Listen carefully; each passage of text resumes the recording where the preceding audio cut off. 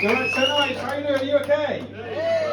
I want to get it out there nice and early, okay? I know I've got a lisp, and while in this country it's a disability, in Spain I'm Scrabble champion. This is actually my first time in St Ives. First thing when I pulled up I saw was a shut down pound stretcher, which means I'm not too sure if you're a little bit too posh for a pound stretcher, or this place is an absolute shithole.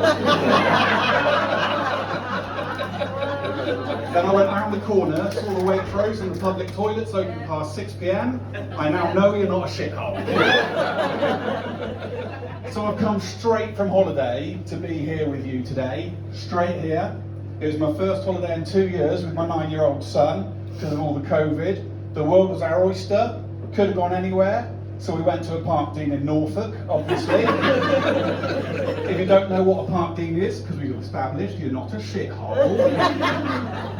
If you can't afford Centre Parks, you go to Butlins. If you can't afford Butlins, you go to Haven.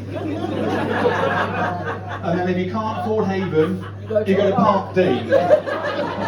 And that's where I went on my first holiday for 2 years with my son. I'll tell you a little bit about it. It looks like everyone who goes there dresses exclusively from Sports Direct. Only they're not dressed for sport, they're dressed for comfort and late night bar stuff.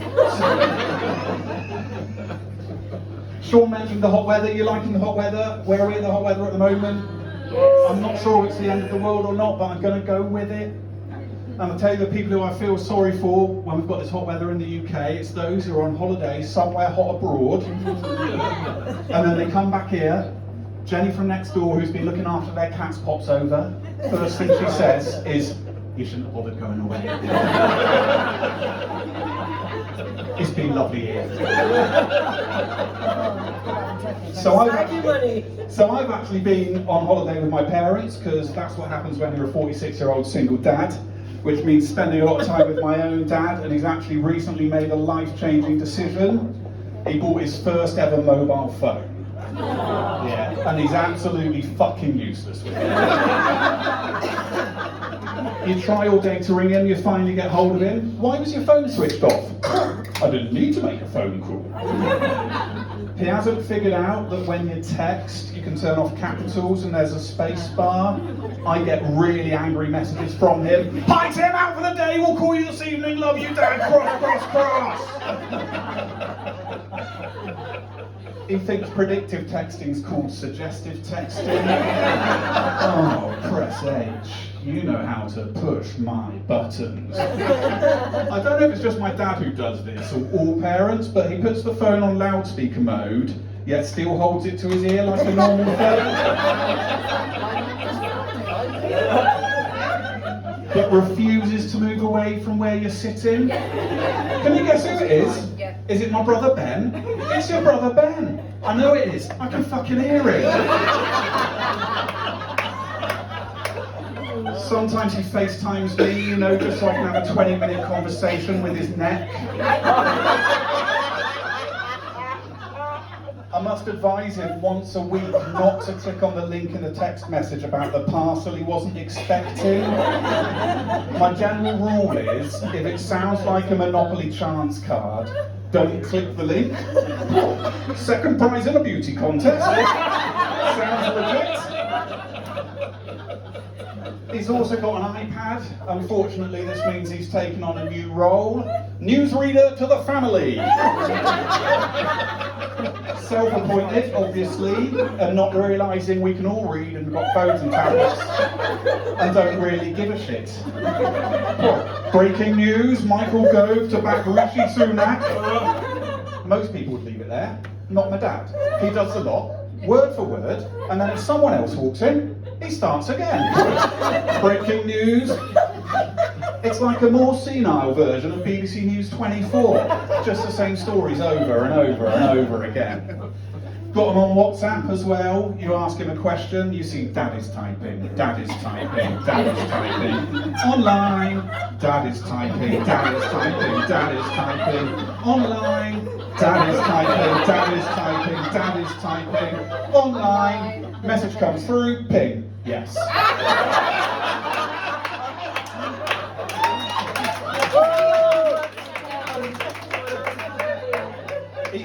it is irritating when you take him on a car journey as well. He just spends the whole time pointing out the petrol prices compared to back home. What? 182 a litre here. I finally got my parents to get a sat-nav. This is the device designed to stop map arguments, but for some reason my mum drives while my dad holds it and listens and repeats. Straight over at the roundabout. Straight over at the roundabout, this. In 50 metres, turn left. 50 metres, turn left, Liz. In 500 metres, turn right. In 500 metres, 198 a litre here, Liz. I'd like to tell you a little bit more about my dad. When I was 10 or 11 years old and first started putting the gel in my hair, he called me a pufter and referred to it as pufter juice. Gel in your hair. That's what he does. Imagine if he knew I'm now manscaped. Shaving your balls.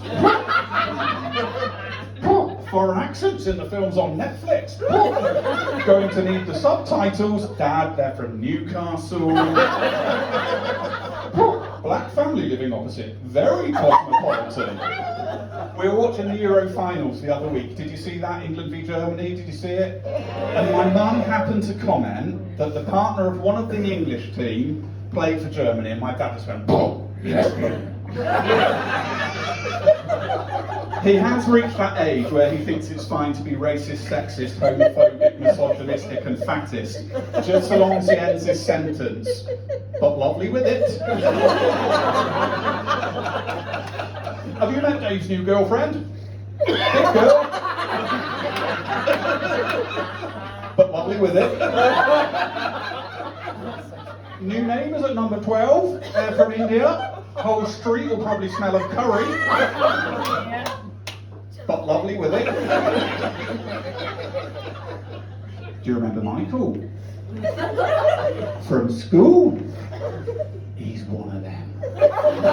Wouldn't know it to look at him. But lovely with it. As I said, I've just been on holiday with them, and when I see him, there's a game I like to play. It's called Dead or Gay. When he asked me if I remember someone from school in that accusing tone of his, I have to guess whether they're going to be dead or whether they're going to be gay. You remember Colin Smith, don't you? Colin Smith. Colin Smith. Do I remember Colin Smith? I went to school with Colin, we were quite good mates. He's dead! Of course he is. Colin Smith's dead, and in my dad's world, that's the better option of the two as well. I am a dad myself, so I spent the best part of the past 2 years during COVID being both an awful parent and an awful teacher. Did anyone here do the homeschooling? No. Yeah, it's tough, I'm telling you. Even when my 9-year-old son brings the homework back, I get minor PTSD. But who are these people turning up all over social media? Thanks to homeschooling, I really reconnected with my kids. And we made banana bread. Fuck off! They're making banana bread. I'm screaming in the face of my 9-year-old son, I don't know what a split diagraph is! People ask if I've got a newfound respect for teachers. I don't. My parents were teachers, so I've always respected them, but teachers weren't also having to get up, wake up, get the kids up, 3 meals a day, teach, do a full-time job, and still be a normal human being come the evening. I like the old arrangement, drop them off at 8, pick them up at 6, fun times, evenings, weekends and holidays. Spending time with my child was not part of the deal. Because I felt so bad about what an awful human being I became, I did buy him a new train set so we'd have something to do together. It was the Thameslink Weekend Special Edition. We opened the box, all it had inside was a rail replacement bus service.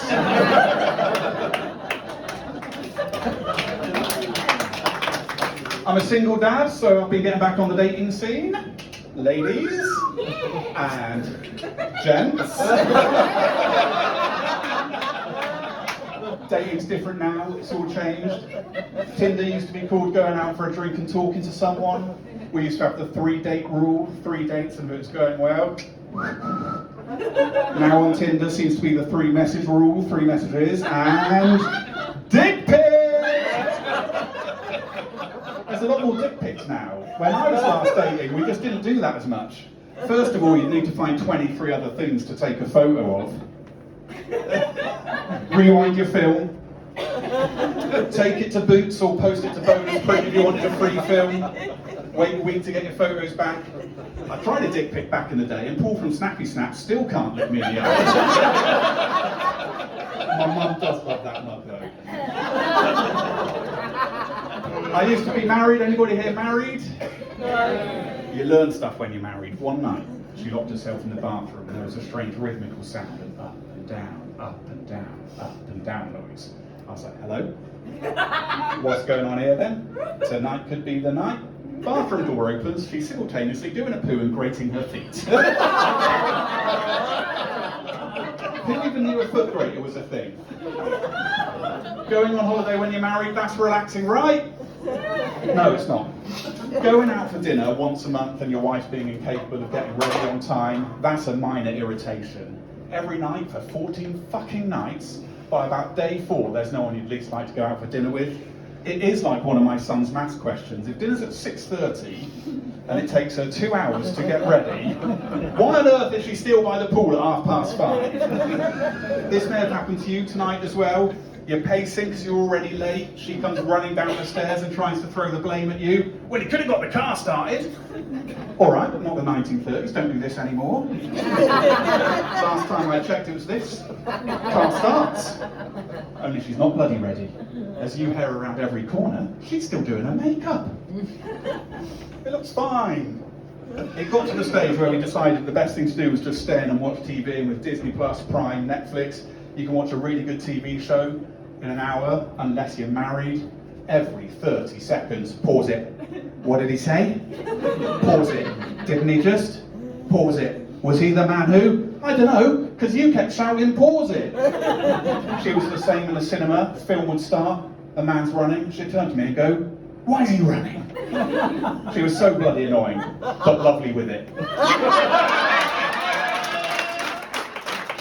I'm Tim Cole. Enjoy the rest of your evening. Good night.